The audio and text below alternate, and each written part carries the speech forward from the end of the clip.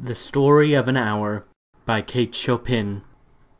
Knowing that Mrs. Mallard was afflicted with a heart trouble, great care was taken to break to her as gently as possible the news of her husband's death.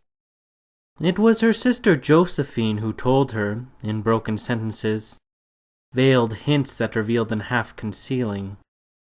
Her husband's friend, Richards, was there, too, near her. It was he who had been in the newspaper office when intelligence of the railroad disaster was received, with Brentley Mallard's name leading the list of killed. He had only taken the time to assure himself of its truth by a second telegram, and had hastened to forestall any less careful, less tender friend in bearing the sad message. She did not hear the story as many women have heard the same, with a paralyzed inability to accept its significance. She wept at once with sudden, wild abandonment in her sister's arms. When the storm of grief had spent itself, she went away to her room alone. She would have no one follow her. There stood, facing the open window, a comfortable, roomy armchair. Into this she sank, pressed down by a physical exhaustion that haunted her body and seemed to reach into her soul.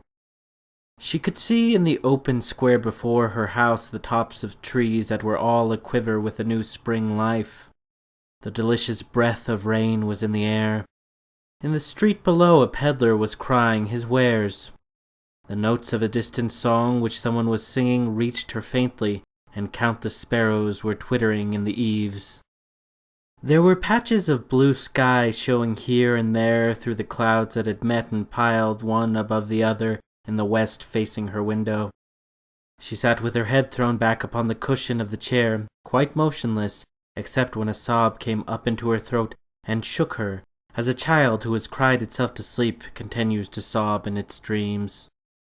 She was young, with a fair, calm face, whose lines bespoke repression and even a certain strength. But now there was a dull stare in her eyes, whose gaze was fixed away off yonder on one of those patches of blue sky. It was not a glance of reflection, but rather indicated a suspension of intelligent thought. There was something coming to her, and she was waiting for it, fearfully. What was it? She did not know. It was too subtle and elusive to name, but she felt it, creeping out of the sky, reaching toward her through the sounds, the scents, the colors that filled the air. Now her bosom rose and fell tumultuously. She was beginning to recognize this thing that was approaching to possess her, and she was striving to beat it back, with her will, as powerless as her two white slender hands would have been. When she abandoned herself, a little whispered word escaped her slightly parted lips. She said it over and over under her breath. "Free! Free! Free!"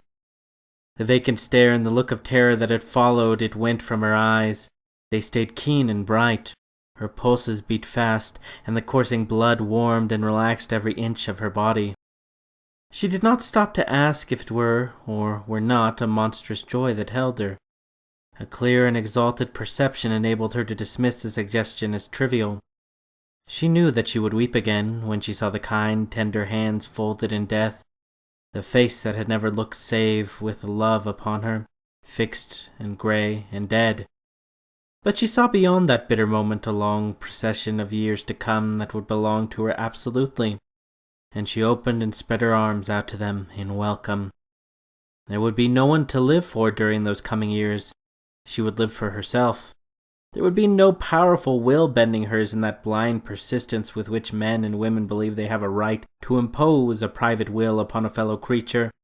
A kind intention or a cruel intention made the act seem no less a crime as she looked upon it in that brief moment of illumination. And yet she had loved him, sometimes. Often she had not. What did it matter? What could love, the unsolved mystery, count for in the face of this possession of self-assertion which she suddenly recognized as the strongest impulse of her being? "Free! Body and soul free!" she kept whispering. Josephine was kneeling before the closed door with her lips to the keyhole, imploring for admission. "Louise, open the door! I beg, open the door! You will make yourself ill! What are you doing, Louise? For heaven's sake, open the door!" "Go away. I am not making myself ill." No, she was drinking in a very elixir of life through that open window. Her fancy was running riot along those days ahead of her, spring days and summer days and all sorts of days that would be her own. She breathed a quick prayer that life might be long. It was only yesterday she had thought with a shudder that life might be long. She arose at length and opened the door to her sister's importunities.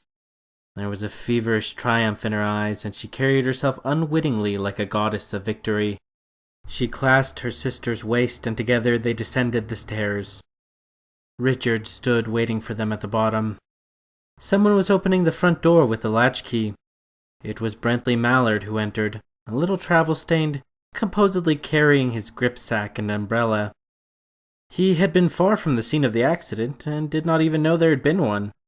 He stood amazed at Josephine's piercing cry, at Richard's quick motion to screen him from the view of his wife. When the doctor came, they said she had died of heart disease, of the joy that kills.